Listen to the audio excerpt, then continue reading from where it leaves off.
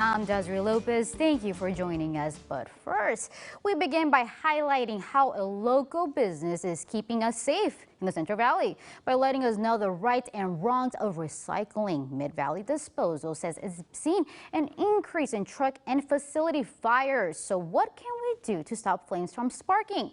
Let's now bring in its owner and president, Joseph Kopikoff, and director of the recycling department, Yvette Rodriguez. Welcome, both of you. How are you? Doing good. Thank you for having us. Thank you for being here, Yvette. First of all, Joseph, you guys have been around for more than 20 years, right? Why did you guys get started, first of all? Well, I'm fourth generation in solid waste and recycling. We started 40 years ago in the Orange County area, LA market. We moved here. My mom's from Kerman, and we started a company out in Kerman in 1997. And we've been collecting garbage throughout the valley since. Wow. And Yvette, what are those services that you guys offer? We offer garbage collection, recycling, and organics. Okay, and then, we have some slides that we want to talk about because it talks a little bit about what you guys do, right? Correct. Okay, we need to start with the first slide, if you guys don't mind putting that on the screen there so everyone can see. Okay, what's going on there? I don't know if you guys can see that. We have a couple, we have what? It's one of your center, right? So that's, okay. Yeah, that's our processing center, material recovery center in Fresno. It's off Jensen and Elm. And there we collect recycling from throughout the valley. 26 jurisdictions, 4 counties, Tulare County, Kings County, Fresno County, Madera County. Wow, okay, and what do you guys mean when you guys call yourselves a green center? That facility there actually, the stuff you put in your blue cart, the recyclables, we bring it there, and it's an automated system that separates all those commodities into individual. We compress them there and we ship them out to market. Oh wow. Okay, can we see that next image there, you guys? Let's switch it up. Let's see what we have going on here. And those are accepted recyclables. Okay, we need to talk about that, Yvette. Why is it important for people to know what to do with those? It's important so that we can increase recycling efforts, and we actually want to make sure and share with the communities that recycling is basic materials. And so you'll see that we have aluminum cans, tin cans there on the graphic, and we don't want materials that are mixed. We want to make sure that toys, furniture, the things that like that type of material stays out of the recycling, because it really will either damage our equipment or slows the process down, and we're not able to increase recycling efforts. That's interesting because a lot of people don't know that, the toys and things like that, they just throw them away in the trash can, right? But it could cause what? Fires? It could cause different things, right? Tell us a little bit about the increase in fires that you've seen.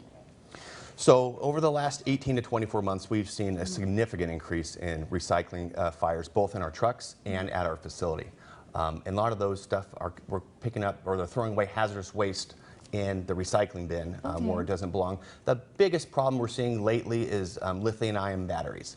So batteries that you have in cell phones that could be in an old camera, maybe a vape pen, those types of things, which are flammable.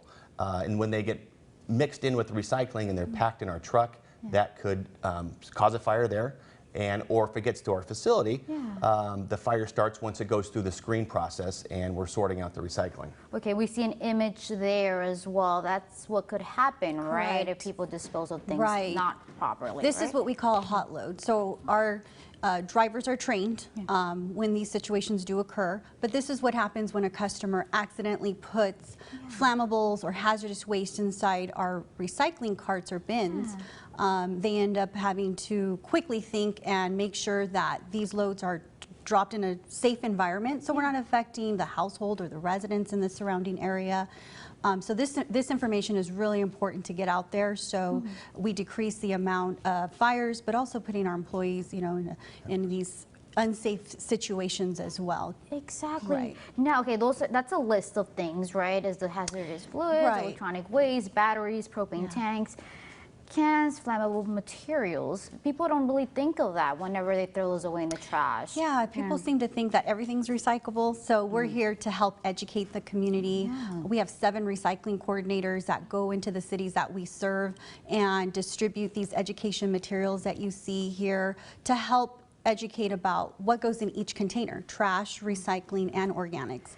And the important thing is also hazardous waste, how to properly dispose of that. So that list that we just saw, those are all materials that need to be disposed of safely to keep our environment Exactly. safe. Now, okay, we need to talk about the acceptable materials as well, right? What are those? Those are going to be your basic aluminum tin cans that you see in our kitchens and our pantries, glass bottles and jars, Water bottles and laundry detergent, which are plastics, those can all go in your recycling. Paper and cardboard is also accepted. Okay, and I love the fact that you guys have services that educate others. How could people get in contact with you guys to receive those services? You can either reach us by our Facebook page, our website. We have a recycling hotline. We have 7 recycling coordinators that are very passionate about their jobs, but they go out into the communities that we serve and work with the businesses.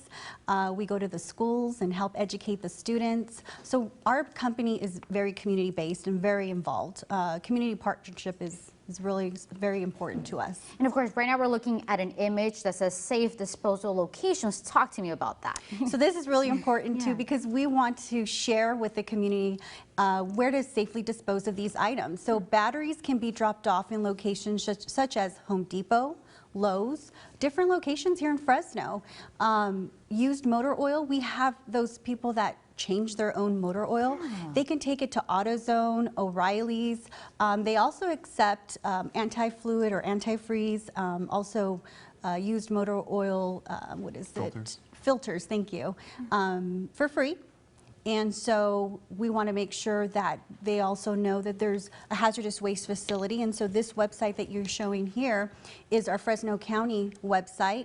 They can learn more about different disposal options, different locations that they can drop off even paint and other hazardous materials as well. Or give us a call. We can help out as well to direct the customers into the right, county or drop-off locations. Okay, then now, what is that number? We could see it on the screen, but you could say it here. Sure. For our recycling hotline, it's 559-567-0520. Perfect, Joseph, Yvette. Thank you so much for Thanks being for here with us. having We us. really Thank you appreciate for having it. us. Thank you.